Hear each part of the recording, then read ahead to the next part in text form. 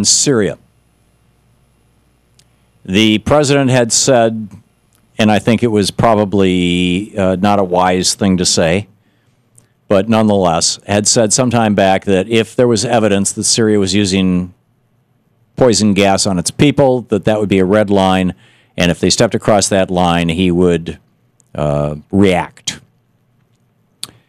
And now our own government has basically called his bluff on this, and apparently a few other governments saying, yeah, there's proof that Syria has used this gas. So what are you going to do? Now, two thoughts on this. And listen carefully and think about this.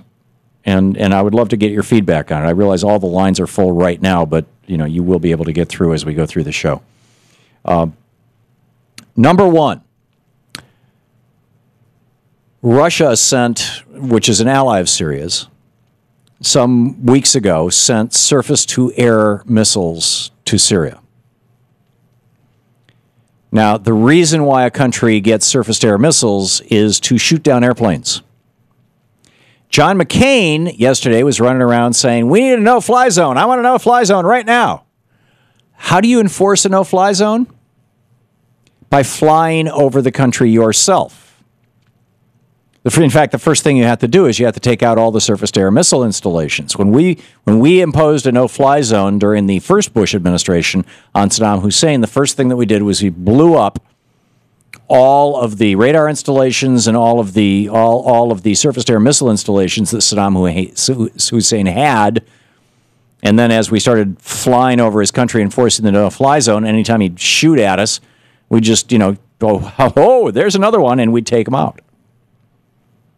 So do we really want to be blowing up the weaponry that Russia just provided them? This seems to me, like I said, I've been saying this all along, this seems to me like a World War I kind of scenario, where small stuff happens and big powers get involved and you end up with big problems. And I think that that's the reason why President Obama has been so reluctant to go that far, and why I think it would be a mistake to enforce a no-fly zone. Now, here's the larger thing, and this has nothing to do with Russia.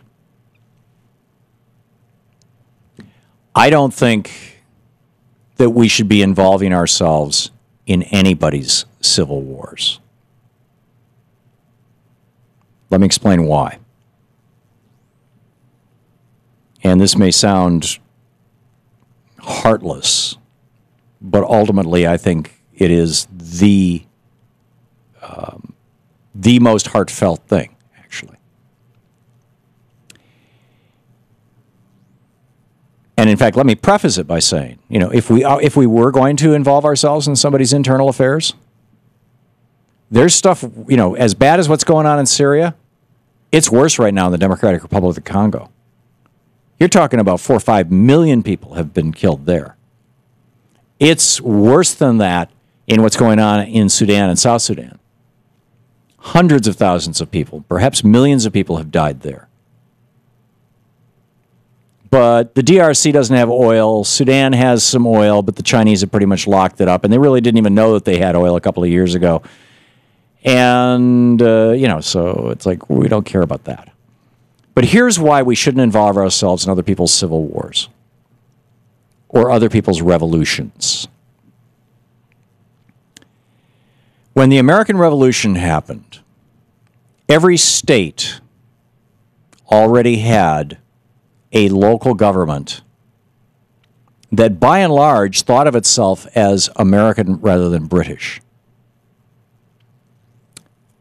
Certainly communities did, towns did, counties did, wards. I mean, it was all in place. We fought the Revolutionary War pretty much all by ourselves. The French did loan us money, and we did hire German mercenaries, Hessian mercenaries, but we fought it by ourselves. And once we won, we were able to govern ourselves because we had been strong enough to overthrow the British, to throw the British out of our country.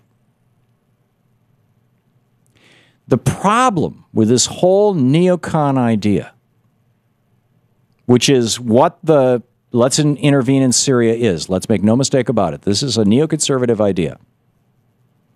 It was applied to Afghanistan. It was applied to Iraq. It has been applied repeatedly to other countries throughout, over the years, not just by the United States. The problem with this idea that we're just going to support the local rebels and somehow they're going to be George Washingtons is that if they don't have enough strength and structure internally, inside the country, all by themselves, already, to overthrow an oppressive government, then they will not have enough strength or structure to run that country once they get it. This is a really important point. Consider this. This is why when Bush said, oh, yeah, we're going to go into Iraq, we'll tear down the, Saddam Hussein, it'll be over in a week, the people will rise up, capitalism will be wonderful, we don't even need to protect the museums and things because the people will, everything will, this was the libertarian idea. Everything will work out. And now you've got an Iraq that has aligned itself with Iran and that is in absolute screaming chaos and is on the verge of fracturing into at least 3 countries. And, with daily murders and no functioning infrastructure. It's a libertarian paradise.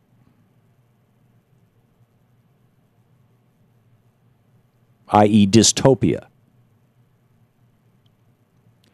So the reason why we should never assist anybody in their revolution, other than perhaps preventing other people from intervening, if there's going to be an intervention, that should be it, is that we prevent anybody from intervening and we just say, hey, let them fight it out. If these rebels actually think they can take on this government, God bless them, let them try. If they succeed, then they have the right to govern. If they succeed, they have the mechanism to govern. If they succeed, they have the authority to govern. And they will govern. And if they don't succeed, people are going to die, but they decided, they made that decision to do that. This is the decision that Robert E. Lee made in the United States. The South said, okay, we're going to revolt against the North. They lost. A bunch of people died. But can you imagine if Mexico and Canada had involved themselves in our Civil War? And had said, well, we really think that the South has a better, the North is like, we don't like them. The banking industry in New York has too much power. We're going to support the South. And so, Mexico or Canada came in and supported the South, and the South won. And then they left. Mexico and Canada left and said, okay, good, now you run the country. But see, even though the South won because they had external help, they're not going to be able to govern the entire country because they don't have the consensus. They don't have the majority of the people because they didn't really win. Do you understand what I'm saying? They didn't really win. By their own moral and or physical force. Now, people will push back on this by saying, well, wait a minute, you've got countries that have dictatorships, that have evil people running them. What about that? Don't we have an obligation to stop those? And I would say, no, we have an obligation to establish an example for how a country can be run minding its own business and to support institutions of democracy around the world. But, had George Washington, had those guys started that war 15 years earlier than they did, they would have lost. And had the French come in and said, hey, we're going to not just, loan you some money, we're actually going to fight on your behalf against the British, and then the British, get thrown out, we wouldn't have the country we have now. We should not be sticking our nose into or deciding the fate of other countries. It distorts things. You have to let these things play themselves out. Not only does it distort things, it actually makes conflicts worse.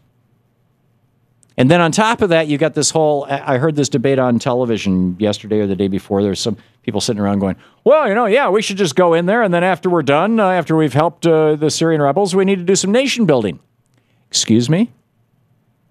We can't build public schools in Mississippi? But you want nation building in Syria? It's not organic. It's not healthy. We should not be involving ourselves in the internal politics of any country that is involved in revolution or civil war. We should support our ideals. We should actually live our ideals for a change. But we should not be intervening, in my humble opinion. Your thoughts?